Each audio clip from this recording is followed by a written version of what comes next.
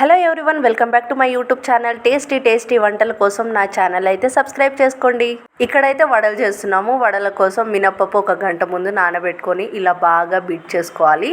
తగినంత సాల్ట్ వేసుకొని దాని తర్వాత ఒక్కొక్కటిగా ఆయిల్ వేడి అయిపోయాక ఒక్కొక్కటిగా వేసుకోవాలి. క్రిస్పీగా టేస్టీగా వడలు అయితే రెడీ అయిపోతున్నాయి. చాలా ఈజీ రెసిపీ అండి, 10 minutesలో అయిపోతుంది. ఇలా కొంచెం వేగంగానే ఒక్కొక్కటి అయితే తిప్పుకోవాలి. ఇలా అన్ని వేగిన తర్వాత బ్రౌన్ కలర్ రాగానే తీసేసుకోవాలి. క్రిస్పీగా టేస్టీ వడలు అయితే రెడీ అయిపోయాయి. 10 minutesలో రెడీ అయిపోయే బెల్లం రైస్ అయితే ఇలా ట్రై చేయండి.